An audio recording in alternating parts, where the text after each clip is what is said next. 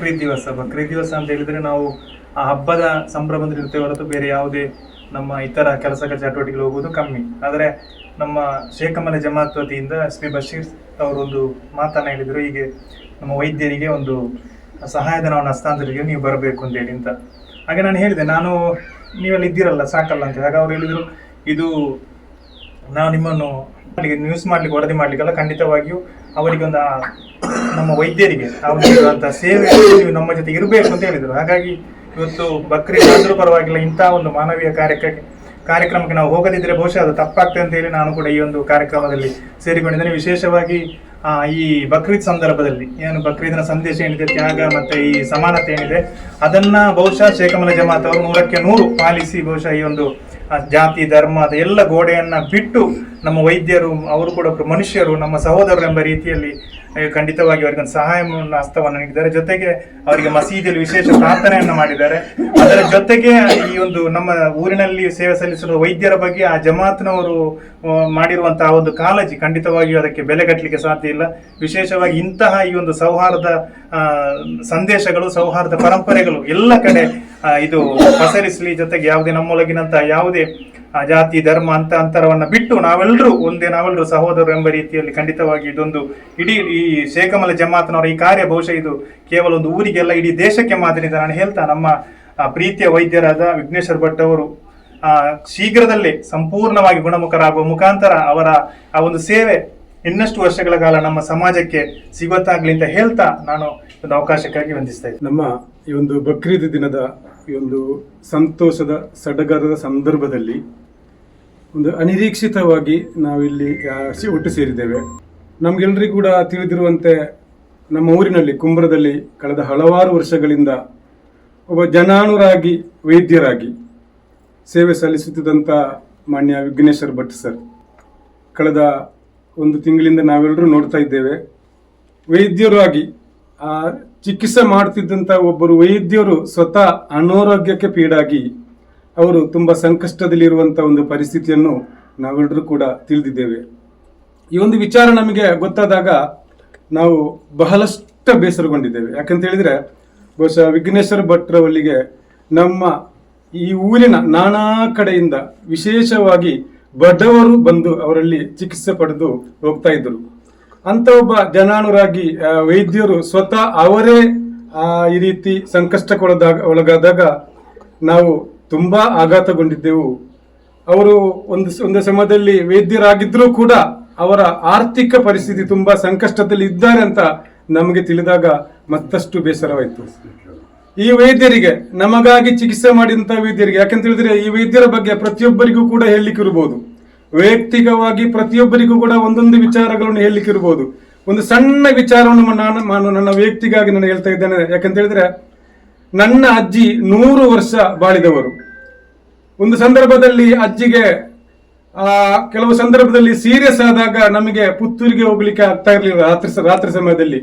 ಆಗ ಒಮ್ಮೆ ನಾನು ಮಾನ್ಯ ಡಾಕ್ಟರ್ ಅವರನ್ನು, ವಿಘ್ನೇಶ್ವರ ಭಟ್ರವರನ್ನು ಫೋನ್ ಮಾಡಿ ಅವರು ಸ್ವತಃ ಅವರ ಬೈಕಲ್ಲಿ ಬಂದು 100 ವರ್ಷ ಪ್ರಾಯದ ನಮ್ಮ ಅಜ್ಜಿಗೆ ನಮ್ಮ ಮನೆಯಲ್ಲಿ ಬಂದು ಟ್ರೀಟ್ಮೆಂಟ್ ಮಾಡಿದಂತ ವಿಚಾರಗಳು ನನಗೆ ಹೇಳಲಿಕ್ಕಿದೆ.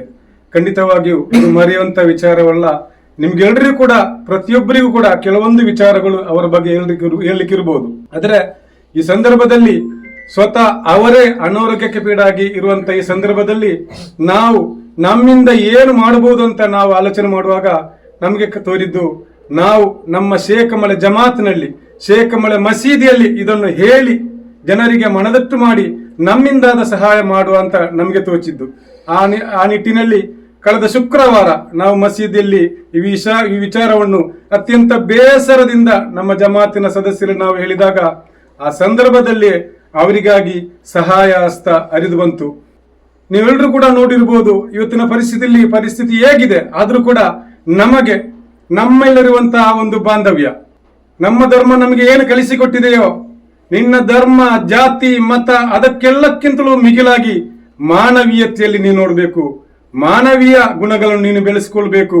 ಇವತ್ತು ಸ್ವತಃ ಒಬ್ಬ ವೈದ್ಯರಾಗಿ ಸಮಾಜದಲ್ಲಿ ಗುರುತಿಸಲ್ಪಟ್ಟಂತ ಮಾನ್ಯ ಡಾಕ್ಟರ್ ಅವರಿಗೆ, ವಿಘ್ನೇಶ್ವರ ಭಟ್ರವರಿಗೆ, ಅವರಿಗೆ ನಾವು ಸಹಾಯ ಮಾಡುವುದು ನಮ್ಮ ಧರ್ಮ. ಅದರಲ್ಲಿಯೂ ಕೂಡ ಒಬ್ಬ ಮನುಷ್ಯ ಎಂಬ ನೆಲೆಯಲ್ಲಿ ಮಾನವೀಯತೆಯ ನೆಲೆಯಲ್ಲಿ ನಾವೆಲ್ಲರೂ ಕೂಡ ಅವರಿಗೆ ಸಹಾಯ ಮಾಡುದು ನಮ್ಮ ಕರ್ತವ್ಯ, ನಮ್ಮ ಧರ್ಮ ಕೂಡ ಅದನ್ನೇ ಹೇಳ್ತಾ ಇದೆ. ಇಲ್ಲಿ ನಮ್ಗೆ ಯಾವುದೇ ಜಾತಿ ಧರ್ಮ ಅದು ಅಡ್ಡಗಾಲಾಗಬಾರದು. ಈ ನಿಟ್ಟಿನಲ್ಲಿ ಶೇಖಮಲೆ ಮಸೀದಿಯಲ್ಲಿ ಅವರಿಗಾಗಿ ನಾವು ಪ್ರಾರ್ಥಿಸಿದ್ದೇವೆ.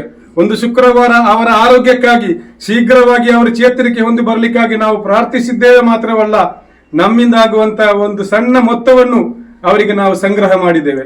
ಒಂದು 58,013 ರೂಪಾಯಿ ಇವತ್ತು ನಮಗೆ ಸಂಗ್ರಹವಾಗಿದೆ. ಒಂದು ಶಾರ್ಟ್ ಟೈಮ್ ಅಲ್ಲಿ, ಸಣ್ಣ ಪೀರಿಯಡ್ ಅಲ್ಲಿ ನಾವು ಇದನ್ನು ಸಂಗ್ರಹ ಮಾಡಿದ್ದೇವೆ.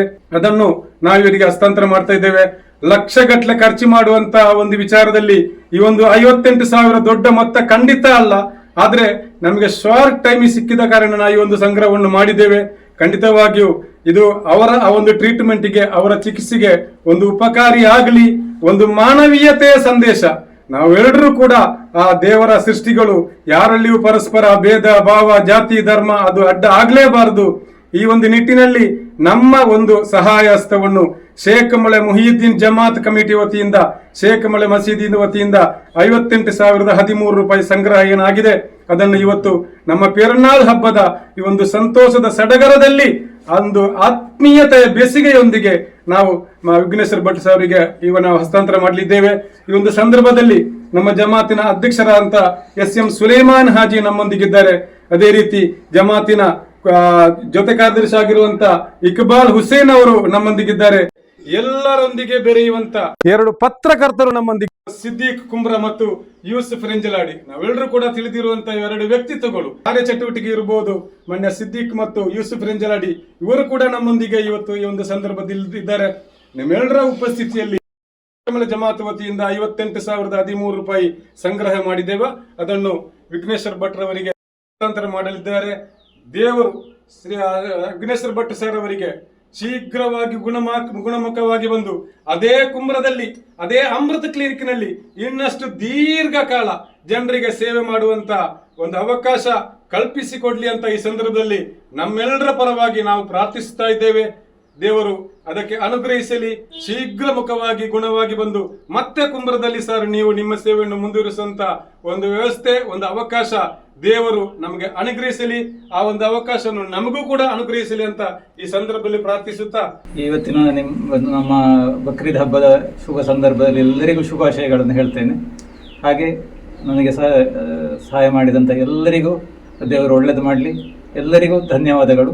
ಹಾಗೆ ನನಗೆ ಮುಂದೆ ಹುಷಾರಾಗಿ ಕುಂಬ್ರದಲ್ಲಿ ನಿಮ್ಮೆಲ್ಲರ ಸೇವೆ ಮಾಡುವಂಥ, ಇನ್ನಷ್ಟು ವರ್ಷ ಸೇವೆ ಮಾಡುವಂಥ ಒಂದು ಅವಕಾಶ, ಆರೋಗ್ಯ ಸಿಗಲಿ ಅಂತೇಳಿ ಬೇಡಿಕೊಳ್ತಾ ನಿಮಗೆಲ್ಲ ಕೃತಜ್ಞತೆಗಳನ್ನು ಅರ್ಪಿಸ್ತೇನೆ.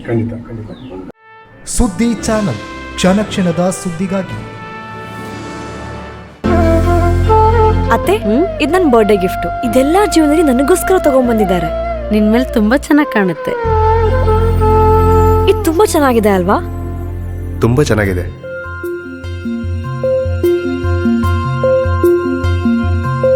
It will look really good on you. Amma? Huh? Mother is always son's first love.